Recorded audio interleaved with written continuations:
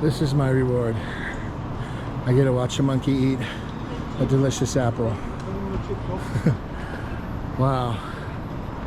I have no idea how many steps that was, but that was serious, y'all. I need a reward or something saying that I completed that. Oh, wait a minute. A certificate of completion in recognition of successfully completing the legendary 272 step ascent at Batu Caves. Your determination, your strength and spirit in completing this remarkable climb are truly commendable. Yeah, that's right. So I'm gonna Photoshop a picture of me sweating like a beast, change the date to June 7th, and there it is. But I don't do it for the rewards or the accolades. I just do it for the adventure. Oh my God. You want to see what I do it for? I gotta lose this weight.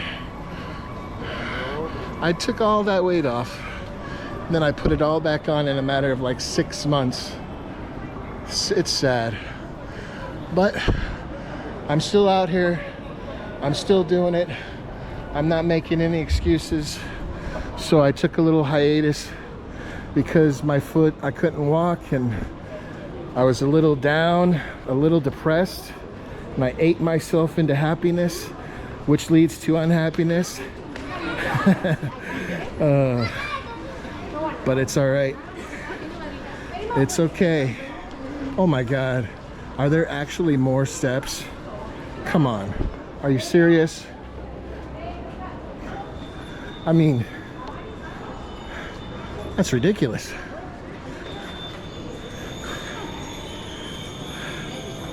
Of course. Wow. I mean, I don't think the camera does this place justice. I'm in this huge cave on top of this huge limestone mountain. You know, it's like, it's beautiful. And there's another, I don't know how many flights of steps over there, but I'm in it. I'm in it to win it. There's no quitting us. One step in front of the other. You know, a body in motion stays in motion until you can't be in motion. When your health is failing, or you have an accident, an injury, that's when you realize, man, if you can have all the money in the world, but if you don't have your health and an able body, you're a very sad and poor person. I'm a firm believer in that. Wealth comes from your ableness to do things and experience things like this, see these things, and of course your family, your friends, your loved ones. Wow, that's what it's all about. And you may ask, how can you say that when you live on the other side of the world and you're alone? You're not near family or friends. Well, my answer to you, my friends, I'm always with my family and my friends, because I'm doing this journey and they're in my heart and on my mind, and they got my back.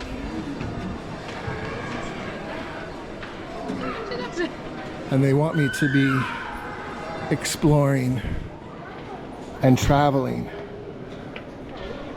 and living. You know, I take great pride as I stop and trip on the step. I take great pride in saying that out of my immediate family, I'm literally, I'm the traveler, you know? My family's never really traveled the world. Maybe Canada from the United States, maybe the Bahamas or Jamaica on a cruise, right? British Columbia. But I have been, wow, to Europe,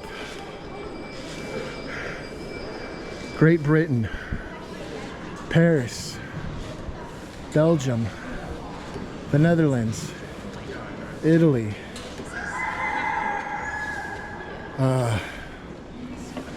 where else have I been in Europe? Germany, Switzerland.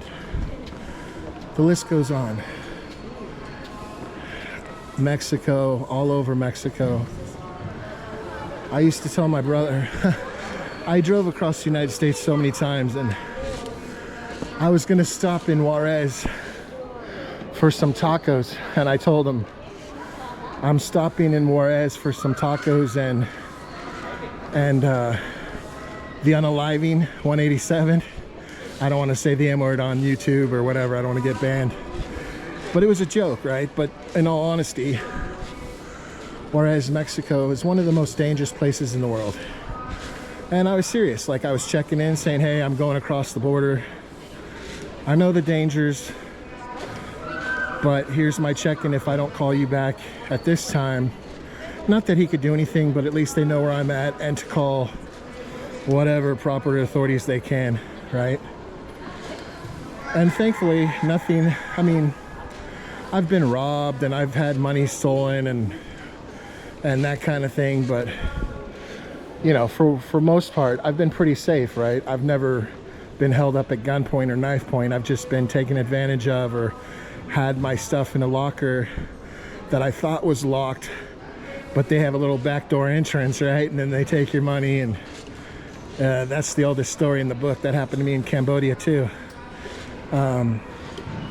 But for the most part, I've had fairly good luck. And now I'm in Southeast Asia, Philippines, Thailand, where I live, obviously, for the last 3 years. Vietnam, travel there all the time, 2 years or twice a year. Cambodia, drove my motorbike from Thailand through Cambodia into Vietnam. And now I'm in Malaysia.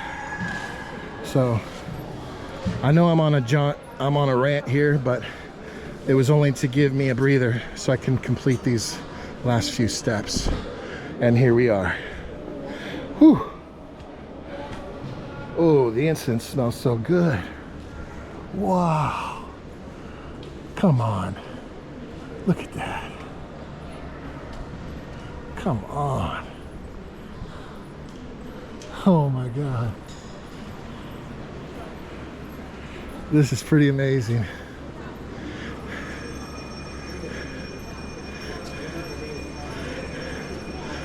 There's a Hindu shrine.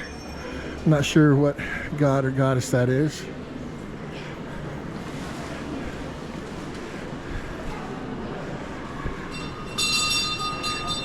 Seems like he's doing a little ritual in there now.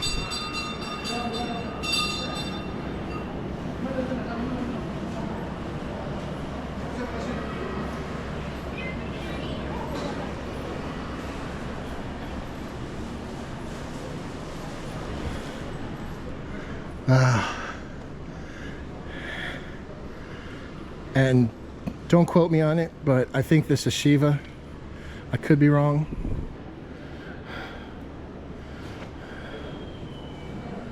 Wow. Beautiful. Oh, there's stuff on top of the ceiling or the roof. I can't really see it. Well, that was definitely worth the effort, right? And I'm happy that I did it. You know, when I come to do these things,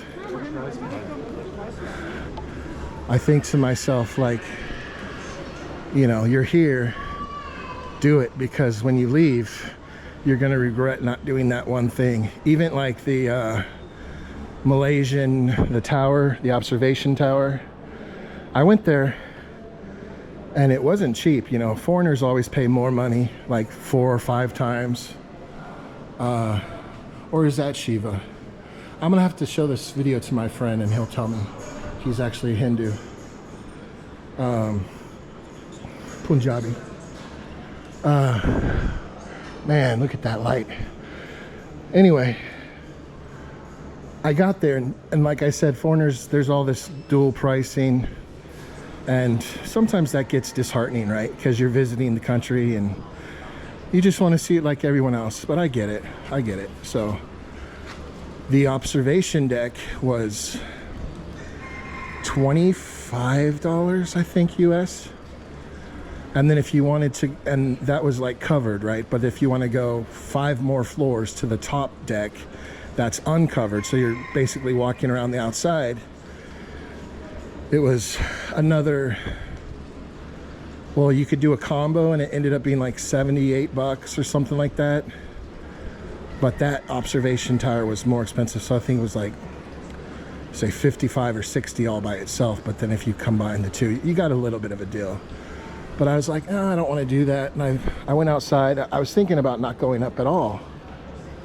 And then I thought to myself, you know what? You came here. What's 20 bucks, 25 bucks? Even if you're paying 4 or 5 times what the locals pay, just do it. Because if you don't, you're going to regret it when you leave. And I did it. And I didn't do the combo. I just did the top deck, or the, you know, the main floor, whatever it's called.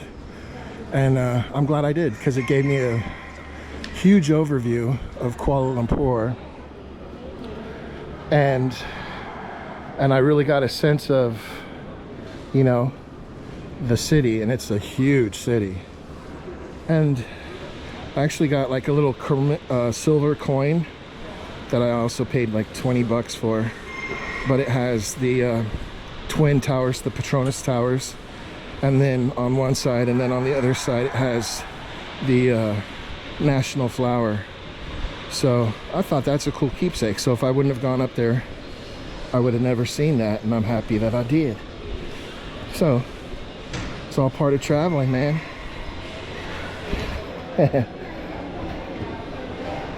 You know, and one thing, anytime I say dual pricing, and yeah, that stuff gets disheartening, I'm not gonna lie.